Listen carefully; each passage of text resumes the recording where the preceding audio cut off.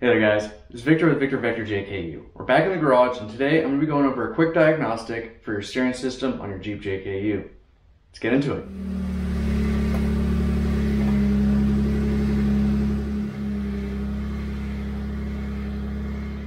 Alright guys, so the last time I went out wheeling up to Walker Valley, I ended up damaging something in my steering system on the gatekeeper entering the park. I didn't realize what had happened until later in the day, when I started noticing that I only had about 50% of my turn radius to the left. So that gives me an opportunity today to share with you guys some quick diagnostics that you can do without any tools necessary. All you'll need is either a second person or a camera that you can set up in the front of your vehicle to inspect a few different locations while you're inside having your Jeep running and basically just cycling the steering wheel back and forth. So we're going to go ahead and jump into showing you my process for how to do this that I've learned from other friends out on the trail. And this video is going to complement the previous diagnostic video that I went through on how to diagnose wheel hub and ball joint wear issues. So this is kind of the next step that you would want to go through if you have any issues with steering. And my Jeep did not have any steering issues prior to the ball joint and wheel hub issues, as well as what happened later with my steering. So I know that something's not right and we're going to be going through how to figure that out. So first thing that we're going to do is basically you need to make sure you have your key, and I'm going to go ahead and show you both in cab what exactly we're going to be doing, and then also I'll be showing you what to look for on the front end in the steering components, and starting from basically your steering box, looking down at the sector shaft, Pitman arm, drag link, including both ends of the joints, and then your tie rod as well. Alright guys, so the first thing that you want to look at for diagnosing your steering system for any issues is going to be first looking at the alignment of your steering wheel in relation to when your tires are straight on the vehicle. So right now my tires are straight, but my steering wheel is clocked about a quarter turn to the left. So what this means is that my drag link is not in the correct adjustment to account for the steering wheel angle. The steering wheel should be straight when the wheels are pointed straight on the vehicle.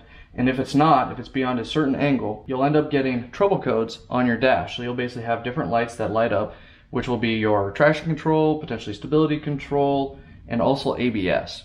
So with those systems failing, your cruise control will not work if that is installed on your vehicle.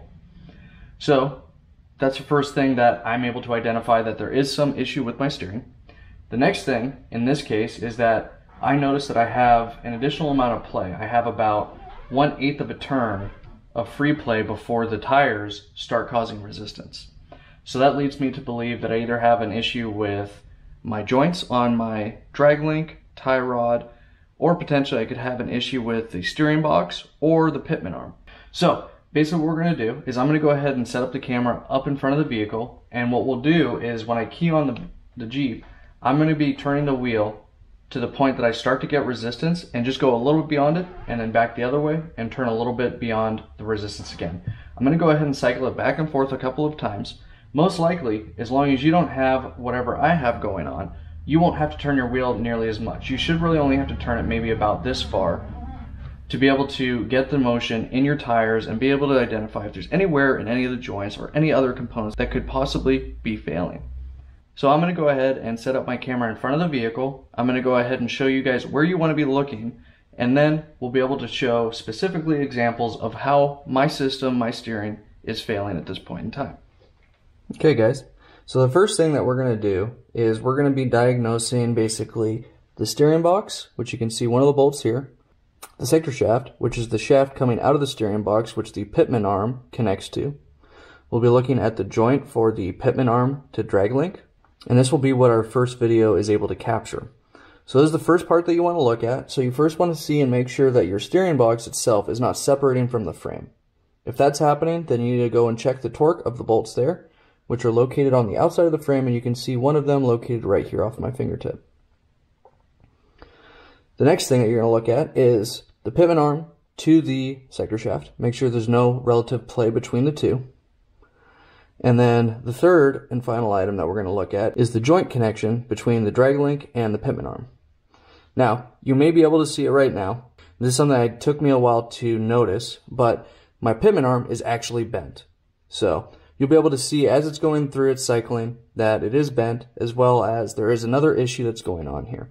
So we'll go ahead and start up the Jeep and cycle the steering so you can witness exactly what's happening.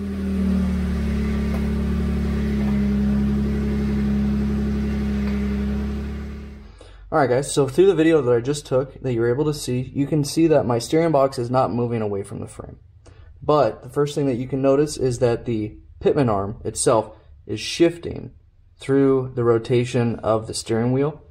So the Pitman arm has come loose off of the splines on the sector shaft, or the sector shaft could be damaged. I need to dig further into this to identify what the issue is.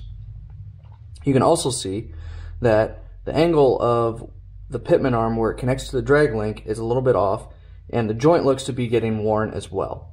So I'll need to replace this joint, which in this case my 2.5 ton Fusion steering, and I can replace the canister in this joint fairly easily. If you have a conventional steering system with a factory style drag link, you may have to replace the entire drag link rod end versus just the joint itself. Now, one other thing I was able to do while diagnosing the issues is that I noticed that my sector shaft nut, which is located underneath the Pitman arm, has come loose. And I believe that is the reason why my Pitman arm has come free and causing the wobble about the sector shaft. So one thing that I will note is that I do have the Synergy Manufacturing track bar reinforcement bracket as well as the sector shaft brace.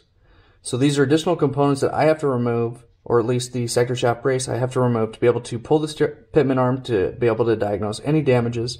And I will also have to remove the track bar, which is this bar located right behind the drag link. Then the next item that we'll then move on to is going to be over on the passenger side, where the drag link connects to the axle, and we'll start looking at the tie rod end as well. Okay, for the next joints that we need to look at for any damage or wear is going to be the drag link end where it connects to the knuckle, and then we'll also be looking at the tie rod where it connects to the knuckle. Basically what we want to look for is that the joint here is not moving relative to the knuckle location on both of these. If you're basically seeing where the joint is moving, or where the stud that comes down is translating left and right or moving about the joint as well. Those are going to be the symptoms that you're looking for to identify if those joints are starting to wear out.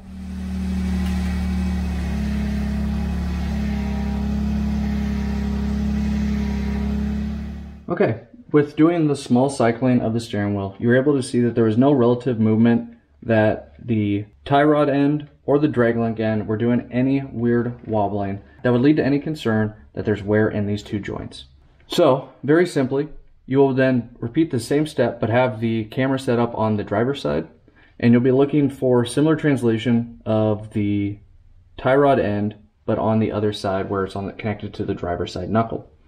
In this case, I did not have any here, and I also identified that I do not have any on the driver's side as well. So with what I've shown you so far with how to identify where you have potential wear or failure points in your steering system, I'm going to go ahead and start removing the parts to be able to access the Pitman arm, to be able to remove that and inspect the sector shaft as well as the Pitman arm. I'm also going to be removing the drag link and replacing the Pitman arm side canister for the joint. So what I did was I looked on Fusion 4x4's website, and they have canister replacements that you can pick up from their website.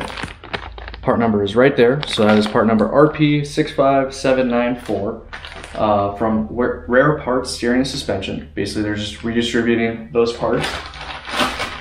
So you're able to purchase those new 2.5 ton canisters to be able to just replace into the rod ends. And then what I'll do is, as I have everything taken off, I'll go ahead and show you side-by-side comparisons and also show what it looks like when you have the components removed, what kind of damage you can see, and then when I get it all bolted back together, I'll go ahead and show you guys one more time the steering and how it should be reacting, and also how to properly align your steering wheel in that circumstance as well. Okay guys, so I have the nut from the sector shaft removed, I have the sector shaft brace by Synergy removed, as well as I have the Pitman arm and also the drag link rod end removed. So let's go ahead and do a side-by-side comparison of the couple of components that I figured were wearing out. In quick review of the sector shaft, everything looks to be in good shape, so I don't have to worry about replacing that. Looks like it's just going to be the Pitman arm. So right now what I have done is I'm basically lining them up based on where the sector shaft goes through the Pitman arm.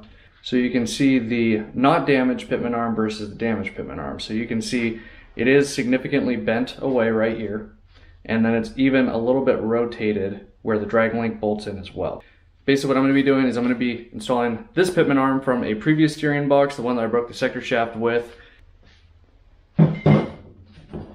Next item we're going to look at is I went ahead and removed the drag link rod end from the Fusion 4x4 steering because it was just going to be easier to be able to do this on a bench. So basically what I'm going to be doing is I'm going to be replacing the canister here, and you can see that this joint is able to move fairly easy. Not super easy, but it is definitely getting worn down a bit. So it's time to go ahead and do the replacement on this guy. And then this is the new canister. And this guy here, I can't even cause him to be displaced right now. Now when I put him on the drag link rod end, maybe I'll be able to get him to move a little bit, but right now it's not moving at all. So really that's what you want to see, is that all these new joints should not have really any relative motion at all. I'm going to go ahead and get these components switched over, reinstall everything, and I'll show you guys how the steering should look when you have it all fixed and buttoned up with new components.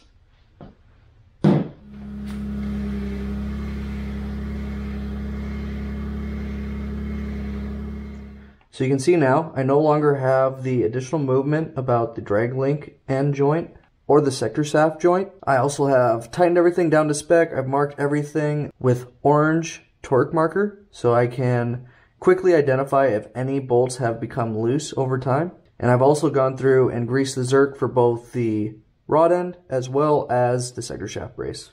Alright guys, with that, we're just going to wrap up our diagnostic of your steering system for your Jeep JKU. Hopefully you got good value out of this video that I put together. If you did, please hit the thumbs up video and give this video a like. If you have any questions or comments or other feedback, please drop those in the video comments down below. For those of you that are returning subscribers, appreciate you guys coming back. And for anyone that isn't, please consider hitting the subscribe button so you know when I have more videos coming out in the future, as well as supporting my channel. And if you know anybody that's having similar steering issues where they're not either having proper response or that their steering wheel is misaligned to their steering, definitely share this link with them to help them diagnose their steering issues. It's going to be very similar if they're running a factory style or even an aftermarket steering system on their Jeep. Alright guys, with that, we are Victor Vector JKU. We are taking on this build and the trail of both direction and magnitude. Alright guys, have a good one. Catch you next time.